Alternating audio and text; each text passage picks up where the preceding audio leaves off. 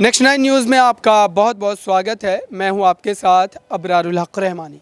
कन्हैया कुमार जिस तरीके से भारत जोड़ो यात्रा का हिस्सा है और लगातार कहीं ना कहीं कांग्रेस पार्टी का एक युवा चेहरा और साथ ही आप कह सकते हैं कि युवा चेहरा होने के नाते लगातार वो कांग्रेस पार्टी की तमाम रणनीतियों को आगे रखते हुए नजर आ रहा है। इसको लेकर के जो उन्होंने तमाम सारी बातें कही है वो एक बार आप सुनिए, उसके बाद आगे आपको बताएंगे कि दरअसल कांग्रेस पार्टी की अगली रणनीति क्या होगी कन्हैया कुमार को लेकर। मैं सिर्फ आपको ये कहने आया हूँ, मुझे गुजराती नहीं आती है, मैंने गुजराती नहीं आवड़ते, तो इतनी समझ में आती है कि ये कह रहा था कि मेरा कमर खराब है तो पैर खराब है तो मुझे बैठकर बोलने की इजाजत दीजिए। देख भाई, पैर खराब है तो चलेगा, ईमान खराब नहीं होना चाहिए। अब आप लोग बस बता दीजिए, मुझे नहीं कहना है, इस इंसान का ईमान खराब है क्या? थोड़ा धीरे बोल रहे हैं, कुछ डाउट है क्या? ईमान खराब है क्या? तो हमारे पास एक ऐसी आवाज है जो सिर्फ गुजरात में ही नहीं, पूरे देश में अन्याय के खिलाफ लड़ने के लिए मशहूर है। और इसीलिए ना, रात को आसाम से पुलिस आई।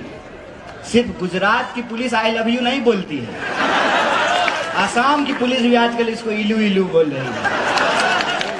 आदरणीय प्रधानमंत्री जी की कृपा रही, जय शाह के पप्पा का मोहब्बत अगर इसी तरह से हम लोगों को मिलता रहा तो आसाम क्या 7 मुल्कों की पुलिस ढूंढेगी भाई साहब।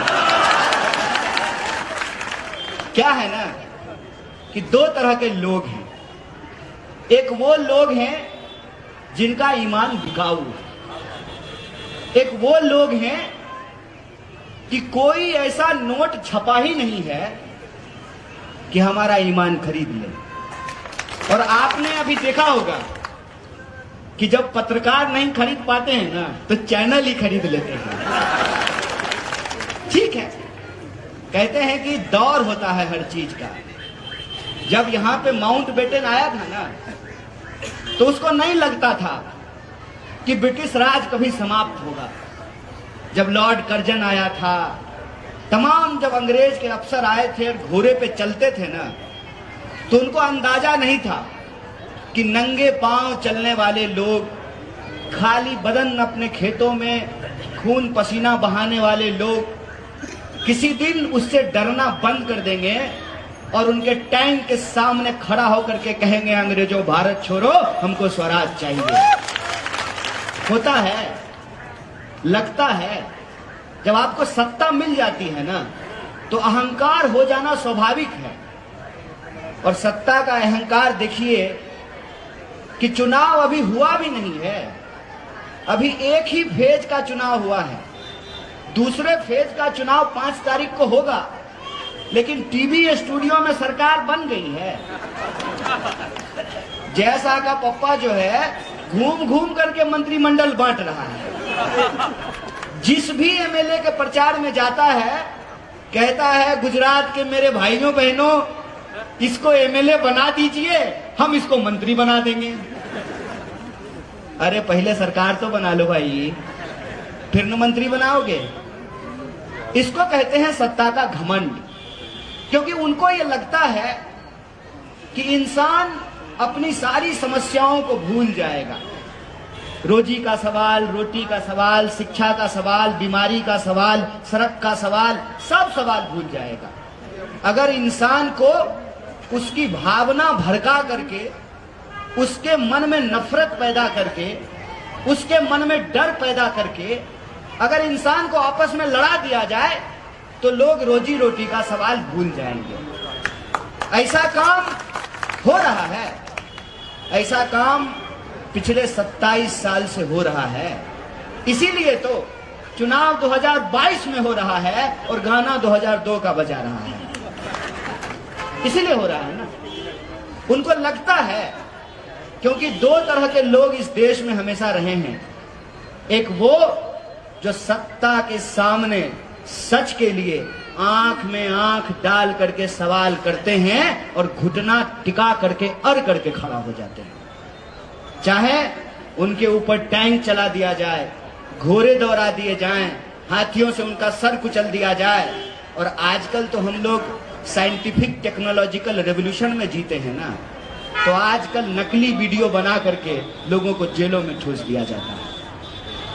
ये होता आया है। लेकिन दूसरे वो लोग भी होते हैं जो सत्ता के साथ चाय पे चर्चा करने लगते हैं। आजादी के आंदोलन के दौरान भी दो तरह के लोग थे। एक वो जो अंग्रेजों के खिलाफ जंग लड़ रहे थे, एक वो जो अंग्रेजों से पैसे लेकर के अंग्रेजों के लिए चापलूसी कर रहे थे, अंग्रेजों के लिए जासूसी कर रहे थे। आज 21वीं सदी में 2022 में भी दो तरह के लोग हैं।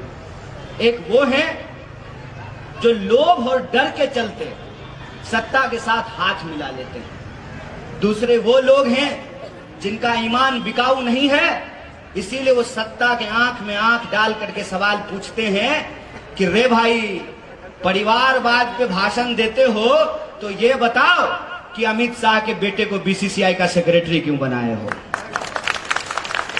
ये बताओ कि 45 साल में देश में सबसे ज्यादा बेकारी क्यों है? ये बताओ कि 22 बार गुजरात के अंदर प्रश्न पत्र लीक क्यों हुआ है? ये बताओ कि जब देश में महामारी फैली हुई थी तो अहमदाबाद के सिविल अस्पताल में लोगों को ऑक्सीजन सिलेंडर क्यों नहीं मिल रहा था? ये बताओ कि किसानों को क्यों आत्महत्या करनी पड़ती है, क्यों उनके फसल का दाम नहीं मिलता है? ये बताओ कि नोटबंदी करने के बाद आपने वादा किया था कि भ्रष्टाचार रुक जाएगा, भ्रष्टाचारियों को पकड़ा जाएगा, सरकार जब आएगी तो काला धन आएगा, सबके खाते में 15 लाख पहुंचाया जाएगा। कितने लोगों के खाते में 15 लाख पहुंचाए?